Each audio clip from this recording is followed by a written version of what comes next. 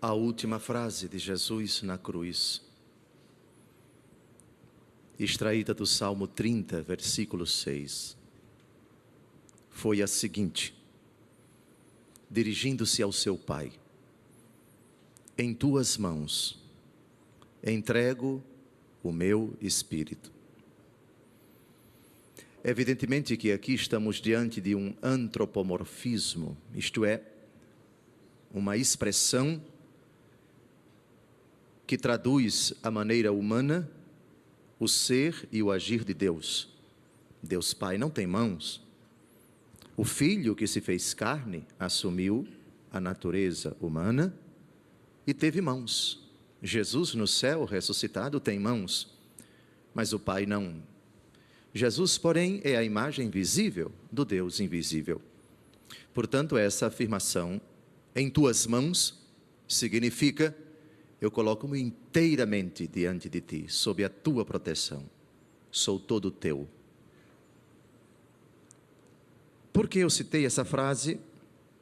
Porque esta palavra aparece muitas vezes nas 3 leituras que nós acabamos de ouvir.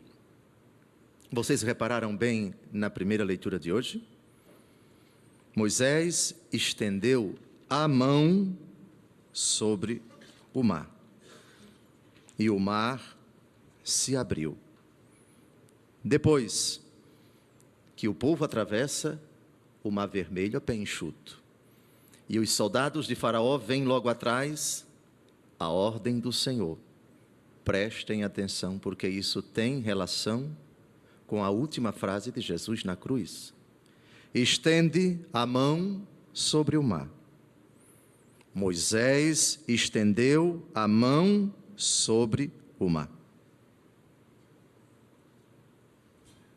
Mas também na primeira leitura de hoje, nós temos a palavra mão no sentido pejorativo.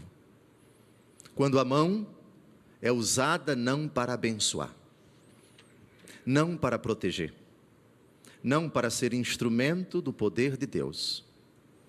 Naquele dia, o Senhor livrou Israel da mão dos egípcios. Isto é, do jugo dos egípcios, do poder, da tirania dos egípcios.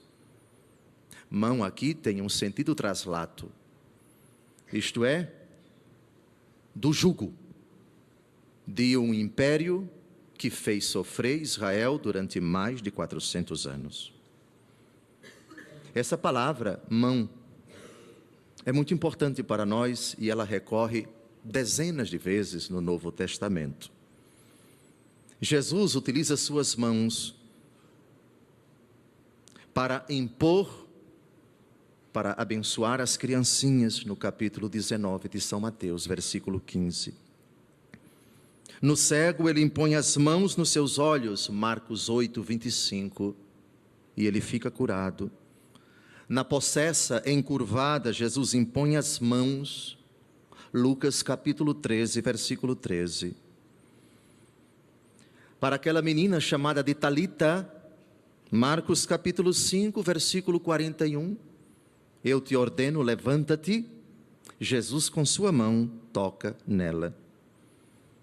Ao ressuscitar, Jesus aparece aos apóstolos reunidos no cenáculo, sem Tomé, e a primeira coisa que ele diz depois de lhe desejar a paz: vede minhas mãos e meus pés, Lucas 24, de 39 a 40, e lhes mostra as mãos e os pés. Para Tomé, o incrédulo, que não estava naquele dia, mas 7 dias depois se encontrava, chega aqui o teu dedo e vê as minhas mãos. Isso não é por acaso. Ao subir ao céu em Betânia, no capítulo 24 de São Lucas, versículo 50, reparem como é que Jesus sobe ao céu. Levantando as mãos, os abençoou. E enquanto os abençoava, apartou-se deles. Jesus sobe aos céus com as mãos levantadas, nos abençoando. Eu desconfio que ele nos abençoou como a igreja abençoa, em nome do Pai, do Filho e do Espírito Santo. Usando as mesmas palavras que ele disse no final do Evangelho segundo Mateus: batizai-as em nome do Pai e do Filho e do Espírito Santo. E para concluir, uma frase de extrema importância, Atos capítulo 5, versículo 12. Pelas mãos dos apóstolos, muitos sinais e prodígios eram feitos entre o povo. Pelas mãos dos apóstolos.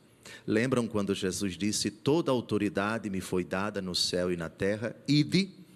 A autoridade de Jesus passa para a igreja, passa para os apóstolos. Das mãos de Jesus para as mãos dos apóstolos. Quando Jesus diz em Lucas 10:16, quem vos ouve a mim ouve, quem vos rejeita a mim rejeita, podemos também incluir: se vós abençoais, eu estou abençoando. Não foi ele quem disse: tudo o que ligardes na terra será ligado nos céus? Tudo o que desligardes na terra será desligado nos céus? Amados, a nossa fé reconhece que o poder de Cristo, na força do Espírito, continua a agir na igreja. Quem vos ouve, a mim ouve. Quem vos rejeita, a mim rejeita. Lucas 10:16. Também, para reforçar esta concepção, no caminho para Damasco, quando Paulo caiu, o que foi que Jesus disse para ele? Jesus não disse: por que você está perseguindo minha igreja? Não, ele disse: Saulo, Saulo, por que me persegues? A igreja é o corpo de Cristo, é a continuação da pessoa, da obra, do poder salvífico de Cristo na história. Amados, também no salmo de hoje, nós temos esta afirmação. O inimigo tinha dito: hei de segui-los e alcançá-los. Repartirei os seus despojos e minha alma saciarei. Arrancarei da minha espada e minha mão os matará. E termina o salmo: no santuário construído pelas vossas próprias mãos. Quando se trata de nosso Senhor Jesus Cristo, é mão no sentido estrito mesmo. Porque ele, Deus encarnado, teve mãos, tem mãos. Mas atenção, é muito importante nós compreendermos que hoje a mão de Cristo pesa sobre todos os homens, seja para tocá-los e puni-los,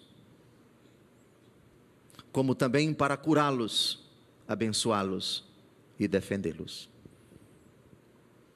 É extremamente oportuna a devoção às mãos ensanguentadas de Jesus. Uma devoção que nos convida a olhar para o Cristo no Calvário como vítima das nossas mãos, com o perdão do trocadilho. Ó parte do corpo tão poderosa, seja para o bem, seja para o mal. Sem dúvida, o nosso corpo tem muitas partes. Mas esta, normalmente, é a que mais utilizamos. Sabiam vocês, do ponto de vista da medicina, perguntem a qualquer pessoa que é formada nesta área, qual é a parte do corpo que mais se suja? Não são os pés. Normalmente os pés são protegidos por meias, por sapatos, por sandálias. Não é nenhuma parte do corpo, senão as mãos. Por isso elas precisam sempre estar bem limpas. Por isso a asepsia das mãos é tão exigida pelos médicos quando entram na sala para uma intervenção cirúrgica. Por isso que antes das refeições é costume, para não poluirmos a comida, que lavemos as mãos. Pelas mãos, com o dedo em riste, nós podemos ameaçar, humilhar, desprezar as pessoas, mas também com as mãos podemos estender o nosso corpo até elas, como na parábola do bom samaritano, como com um abraço, como também com uma a acolhida de todo o corpo daquele miserável que volta da pocilga na parábola do filho pródigo, o abraço do pai. As mãos. Jesus chama o Espírito Santo de dedo de Deus em uma ocasião.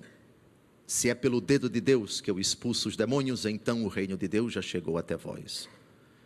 Essa é a versão de São Lucas, porque na versão de São Marcos, ele diz Espírito Santo. Numa versão diz dedo de Deus, na outra versão diz Espírito Santo. Reparem que curioso, mãos de Jesus, dedo de Jesus ou dedo de Deus é o Espírito Santo. Que imagem sugestiva. A mão é uma realidade mais ampla, o dedo é uma parte da mão. Com o dedo nós gesticulamos, com a mão nós podemos fazer tanta coisa. A caridade, a misericórdia, a compaixão. Quando se fala, eu estou nas mãos de Deus, eu estou inteiramente entregue a Ele. Em tuas mãos entrego o meu espírito. Mas Dom José, até agora o senhor não falou do Evangelho. Onde estão as mãos de Deus no Evangelho? Estão sim. Vocês repararam bem? Enquanto Jesus está falando às multidões, sua mãe e seus irmãos, ou seja, seus parentes próximos, ficaram do lado de fora procurando falar com ele. Olha, alguém disse a Jesus, tua mãe e teus irmãos estão aí fora e querem falar contigo. Jesus pergunta àquele que tem falado, não para que ele saiba, não porque ele quer saber quem é minha mãe e quem são seus irmãos. E aí vocês perceberam o gesto de Jesus? E estendendo a mão para os discípulos, Jesus disse, eis minha mãe e meus irmãos, todo aquele que faz a vontade do meu Pai que está nos céus, esse é meu irmão, minha irmã e minha mãe.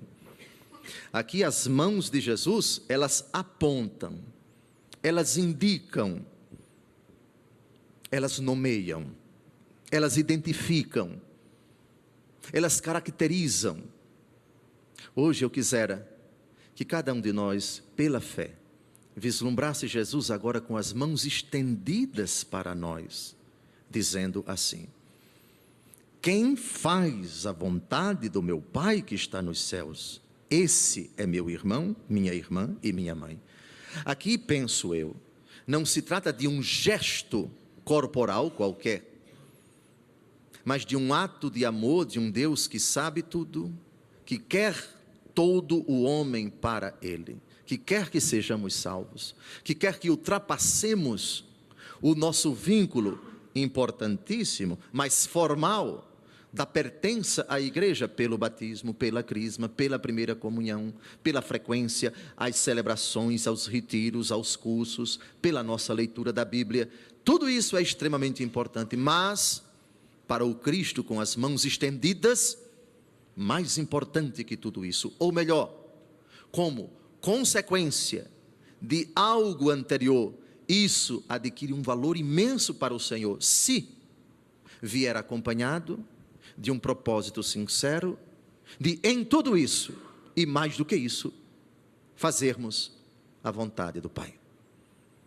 Hoje a homilia foi sobre as mãos de Moisés, primeira leitura, a mão do faraó, primeira leitura, a mão do Senhor que mata os inimigos, salmo, a mão do Senhor que faz o santuário, também o salmo, e as mãos estendidas de Jesus, apontando para nós, cheio de amor, com um desejo imenso, que a nossa pertença a Ele, pelo batismo, pela crisma, pela primeira Eucaristia, pela nossa dedicação a Ele, pela nossa participação na vida eclesial, pela nossa vivência de cristãos, onde quer que venhamos a nos encontrar, isso seja a tradução, isso seja a consequência, o efeito imediato de algo muito mais profundo. Cristo estendeu as mãos sobre mim e me nomeou, ama-me infinitamente e quer que eu faça a vontade do Pai, tornando-me assim, pela sua imposição de mãos, pela bênção de suas mãos, pelo poder de suas mãos, pai, mãe, irmão, parente espiritual de Jesus. Esta frase, que não é desmerecedora da bem-aventurada Virgem Maria, antes é uma forma de elogiá-la. Ao dizer isto, é meu pai e minha mãe, é minha família quem faz a vontade do Pai, Jesus quer dizer que os laços que unem Maria Santíssima e os parentes de Jesus, os laços da família, da tribo, da nação judaica, são importantes, mas mais importante do que ser judeu, mais importante do que pertencer à família carnal de Jesus, é fazer a vontade do Pai. Louvado seja nosso Senhor Jesus Cristo. Para sempre seja louvado.